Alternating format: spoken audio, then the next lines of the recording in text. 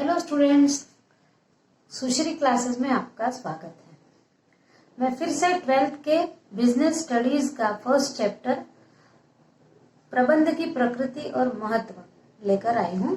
इसमें अगला टॉपिक है प्रबंध की प्रकृति, नेचर ऑफ मैनेजमेंट। हमने इससे पहले वाला वीडियो भी आप देखिए, क्योंकि वास्तव में प्रबंध है क्या ये जानने के लिए, प्रबंध की प्रकृति जानने के लिए हमने पिछले वीडियो में भी देखा था कि प्रबंध विज्ञान है कि प्रबंध कला है कि प्रबंध विज्ञान और कला दोनों है। उसी से आगे है ये कि अब कुछ लोग कहते हैं कि प्रबंध एक पेशे के रूप में है। तो पेशे के रूप में प्रबंध है या नहीं, ये जानने के लिए आवश्यक है कि पहले हम ये देखें कि पेशा क्या होता है। तो पेशा का अर्थ है, पेशा एक व्यवसाय है जो विशिष्ट ज्ञान प्राप्त करके दूसरों को निर्देशन और मार्गदर्शन देने का कार्य करता है। तो जो पेशेवर होता है वो पेशेवर एक विशिष्ट संस्था से विशिष्ट ज्ञान प्राप्त करता है और फिर वो दूसरों को निर्देशन या मार्गदर्शन देता है। ये व्यवसाय पेशा कहलाता है। जैसे वकील है, डॉक्टर है, शिक्षक है, चार्टर्ड अकाउंटेंट है, ये सब लोग पेशेवर लोग कहलाते हैं।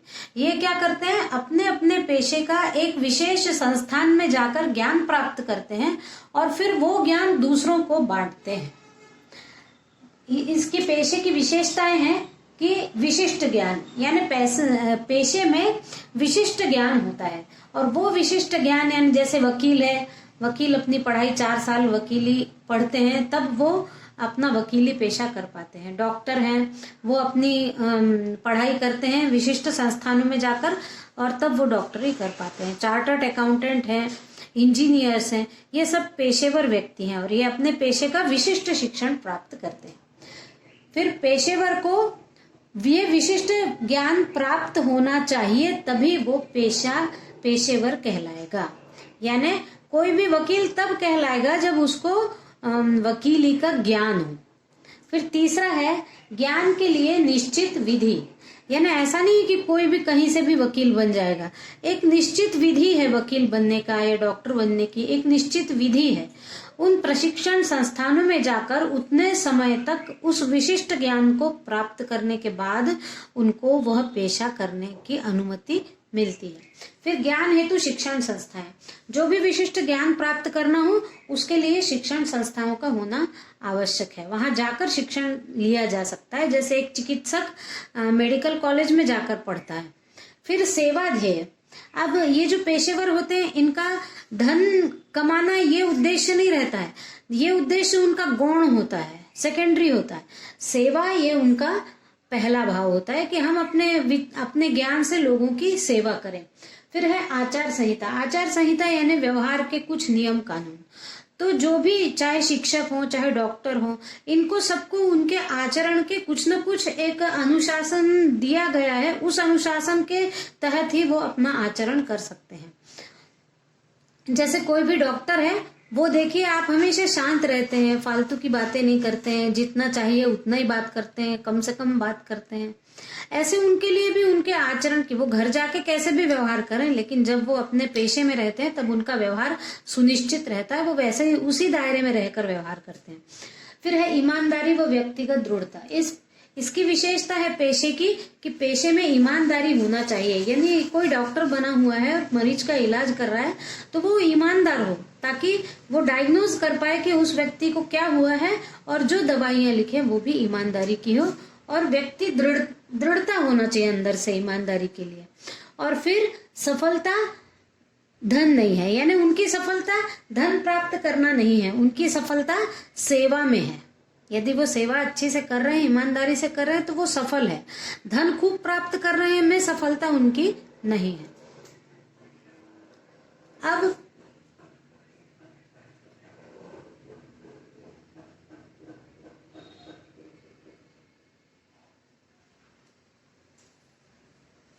प्रबंध पेशा क्यों है, यानी पेशा मानने के लिए क्या तर्क है कि प्रबंध को हमने पेशा के अंतर्गत क्यों रखा है। तो कारण यह है कि पेशे में प्रशिक्षण हेतु संस्थाएं होती हैं, वैसे ही आजकल जैसे डॉक्टर इंजीनियर अपने अपने संस्थानों में जाकर पढ़ते हैं, वैसे ही आजकल प्रबंध भी प्रशिक्षण संस्थाओं में जाकर पढ़ा जाता है। मैनेजमेंट भी अब कोर्स हो चुके हैं और मैनेजमेंट भी पढ़ने की शैक्षणिक संस्थाएं प्रशिक्षण की हैं, इसलिए इसको पेशा माना जाता है प्रबंध को। फिर है प्रशिक्षण की आवश्यकता, यानी प्रबंध के लिए भी आजकल आवश्यकता है कि जो प्रशिक्षण प्राप्त किया व्यक्ति होगा वो ही ज्यादा अच्छा मैनेजर हो सकता है। इसलिए प्रशिक्षण की आवश्यकता होने के कारण ही प्रशिक्षण की संस्थाएं भी बनी हुई हैं। फिर आचार संहिता और चातुर्य का प्रयोग। आचार संहिता यानी प्रबंधक के लिए भी कुछ नियमावली है आचरण करने की।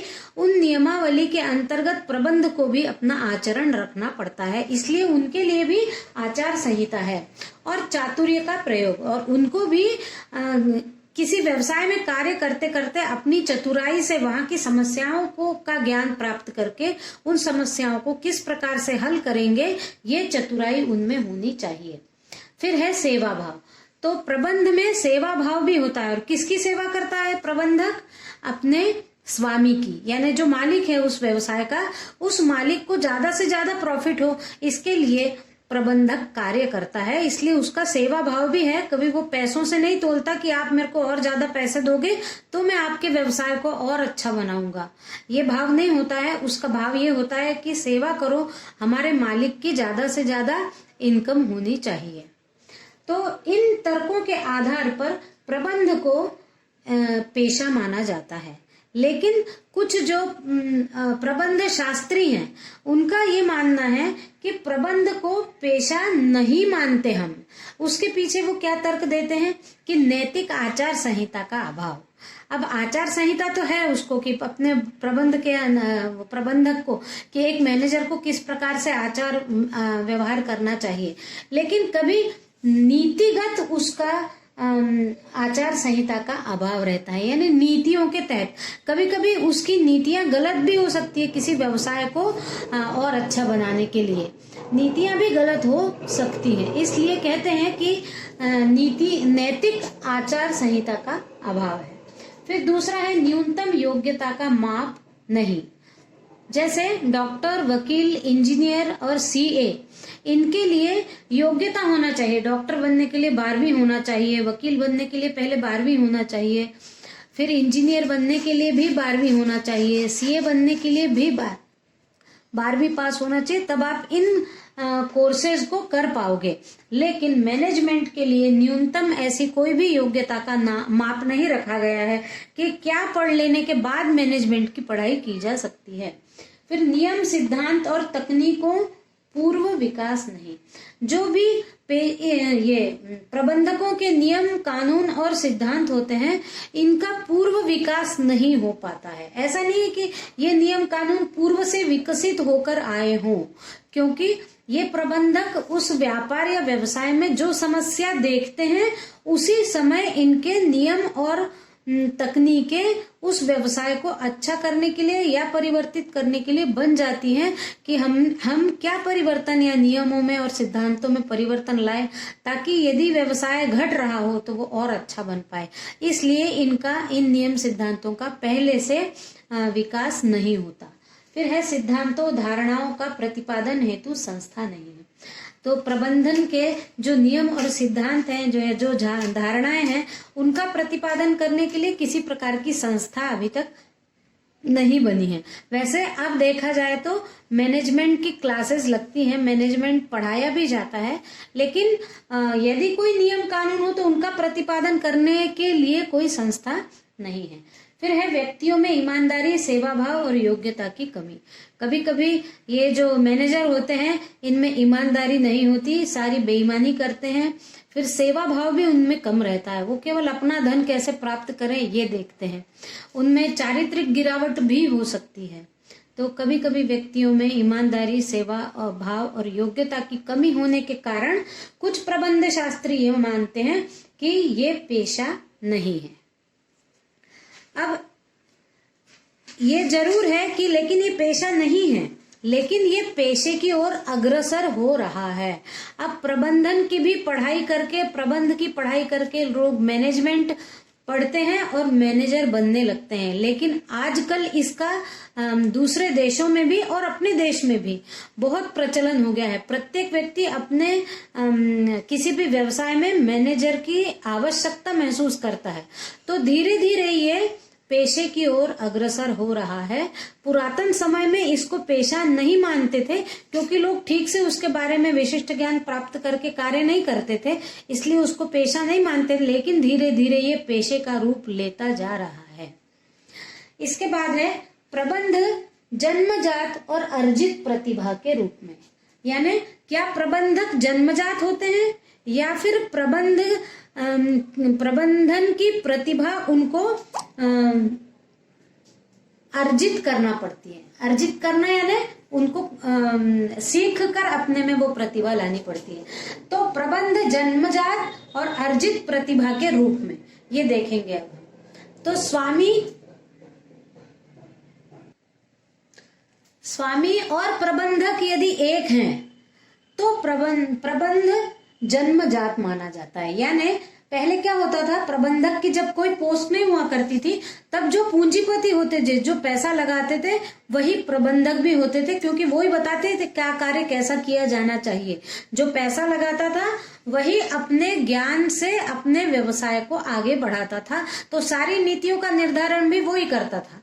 तो यदि स्वामी और प्रबंधक एक है, यानी पूंजीपति है, उन्होंने प्रबंधक नहीं रखा है, तो ये प्रबंध जन्मजात माना जाता है। और यदि आजकल क्या हो गया है, आजकल स्वामी और प्रबंधक एक नहीं होते। स्वामी अलग है, किसी भी व्यवसाय का मालिक अलग होता है और वो मैनेजर को अलग रखता है। आजकल वही मैनेज नहीं करता।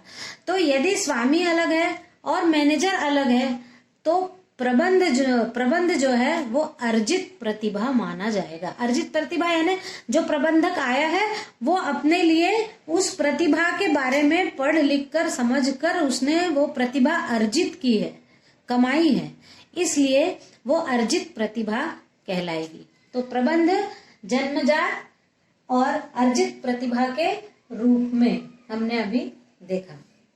इस वीडियो में इतना ही।